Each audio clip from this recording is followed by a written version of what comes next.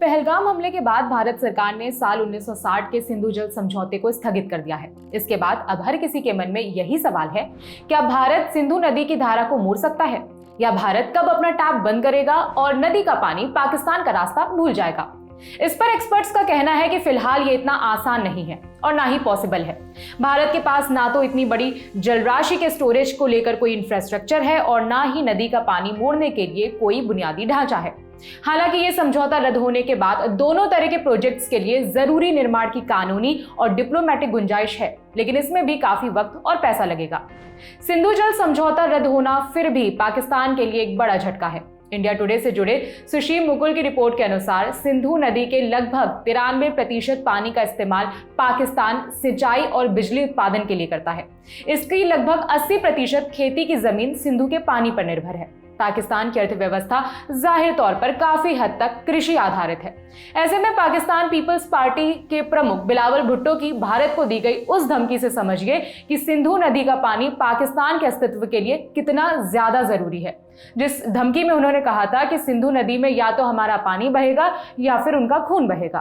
कुछ सालों पहले भारत के प्रधानमंत्री नरेंद्र मोदी ने पाकिस्तान की आतंकवाद समर्थक नीतियों की निंदा करते हुए साफ तौर पर यह बात कही थी कि खून और पानी एक साथ नहीं बह सकते। ये पहला इशारा था जब भारत ने पाकिस्तान को आगाह किया था कि अगर आतंकवाद पर रोक नहीं लगी तो भारत इस अहम समझौते पर निर्णायक फैसला ले सकता है।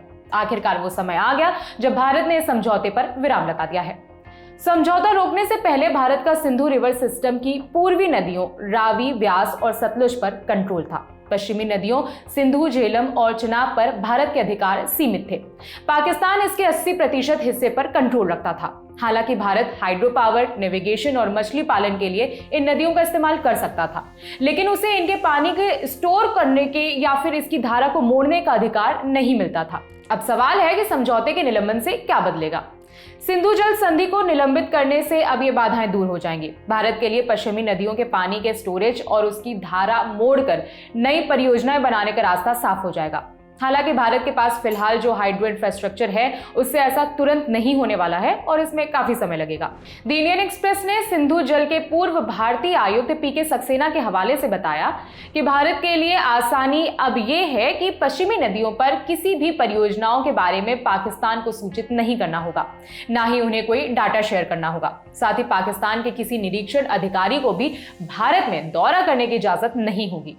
कुल मिलाकर इस फैसले से संधि के तहत दोनों देशों में परस्पर सहयोग तत्काल प्रभाव से रुक जाएगा।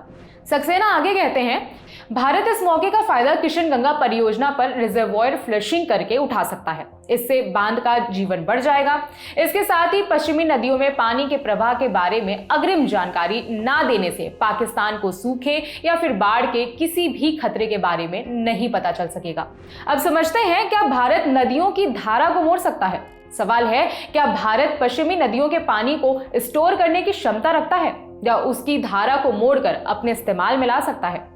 रणनीतिक मामलों के विशेषज्ञ और ORF में वरिष्ठ फेलो सुशांत सरीन ने इंडिया टुडे को बताया, तकनीकी रूप से इसका जवाब है हाँ, लेकिन ये प्रैक्टिकल नहीं है।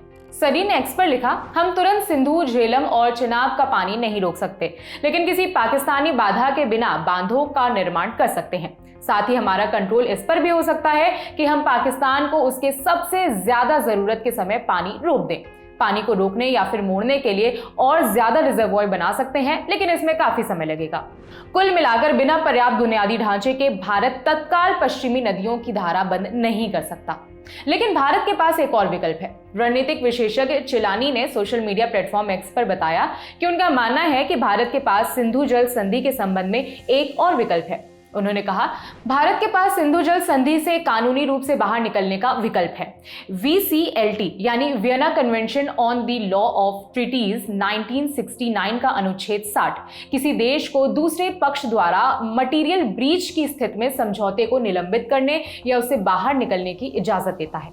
मटीरियल ब्रीच उस स्थिति को कहा जाता है जब एक पक्ष साइन किए गए नियमों या फिर वादों का पालन नहीं करता है। इस बीच भारत ने यह साफ किया है कि अगर वो इस संधि से बाहर नहीं निकलता तो वो सिंधु जल संधि को संशोधित करने पर विचार जरूर करेगा।